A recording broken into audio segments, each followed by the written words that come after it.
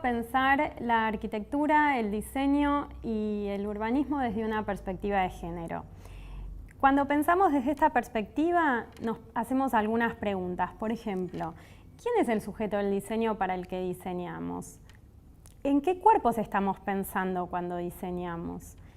¿Desde qué parámetros y bajo qué códigos prefijados acerca de la masculinidad y la feminidad estamos pensando los objetos, los espacios, los mensajes que diseñamos? Entonces, cuando diseñamos una casa, una colección de indumentaria, una herramienta de trabajo, ¿en quién estamos pensando? Entonces ahí surge estudiar acerca de cuáles son los estereotipos, las construcciones sociales de sentido, acerca de qué correspondería a la masculinidad, qué correspondería a la feminidad, qué correspondería a los diversos géneros. Y notamos una prevalencia acerca de que, por ejemplo, en cuanto a las formas, los materiales, las texturas, los colores, si pensamos en femenino, pensamos en rosa, blando, cálido, suave. Si pensamos en masculino, pensamos en azul, recto, duro, firme, frío, ¿no? Entonces, ese tipo de estereotipos que hoy en día se están pensando, repensando y discutiendo, tienen que ver en realidad también con una idea acerca de cuáles son las actividades prevalentes que le corresponden por una suerte de naturaleza a los varones o a las mujeres. Y ahí también lo que nos preguntamos es si pensar en términos de varones y mujeres solamente es una buena manera de abordar la diversidad de todas las personas.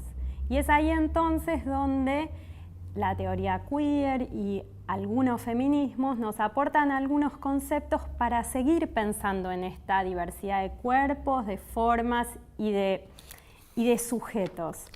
Entonces, desde el diseño nos damos cuenta que muchas veces reforzamos estos estereotipos. Por ejemplo, pensamos el diseño de una plaza pública maravillosa donde tenemos en cuenta un montón de equipamiento urbano acorde a la diversidad de cuerpos, de edades, de actividades.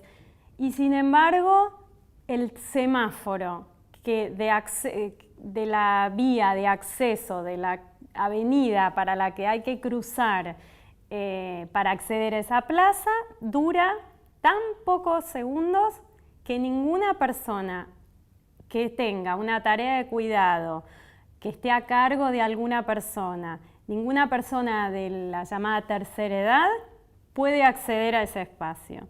Entonces, pensar desde una perspectiva de género el diseño es pensar no solamente en aquello que estoy diseñando, sino cuáles son las lecturas y los usos y los impactos posibles de aquello que estoy diseñando.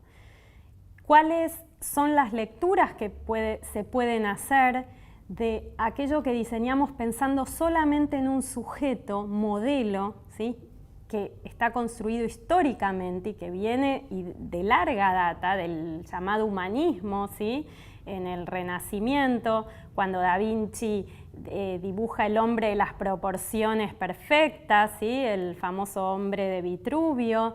Después podemos pensar en el siglo XX, un Le Corbusier utilizando como modelo el famoso modulor, que es una figura humana, esbelta, con una altura determinada, posiblemente masculina. Es decir, ese diseño que suponía ser universal, ese diseño que suponía ser para todos, luego de algunas décadas se ha demostrado que es un diseño que solamente pensaba en ese sujeto modelo. Entonces, la perspectiva de género en el diseño, la arquitectura y el urbanismo lo que aporta es diversidad, es ampliación de derechos, en el uso de los objetos y de los espacios de la vida cotidiana.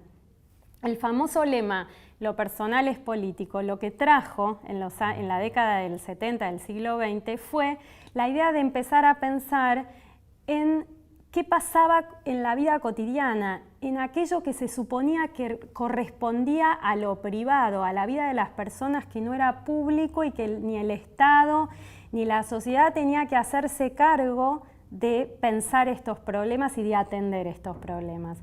Bueno, ese lema nosotros lo aplicamos en el diseño, pensando que cada cosa que tenemos, que usamos, es algo que tiene que pensarse desde una perspectiva amplia y diversa.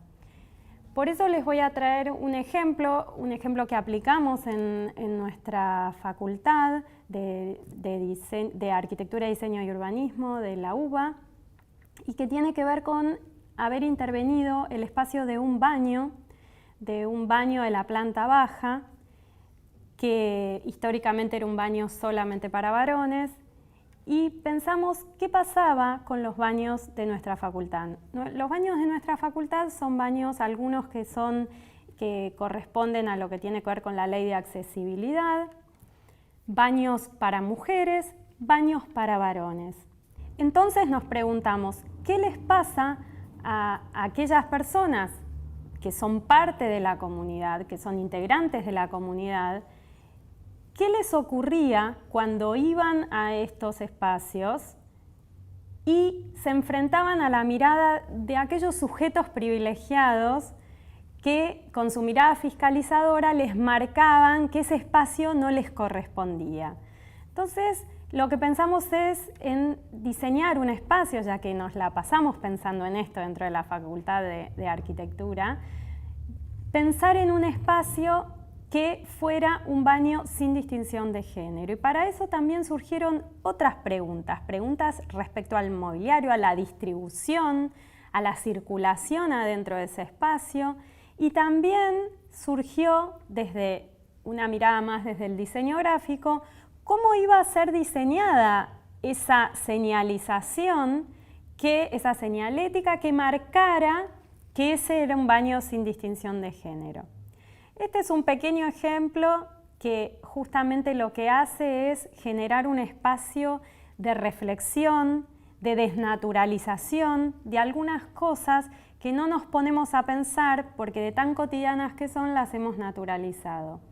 Desde nuestra perspectiva, lo que queremos justamente es aportar a la desnaturalización de algunos diseños que lo que hacen es solamente perpetuar estereotipos y cercenar derechos.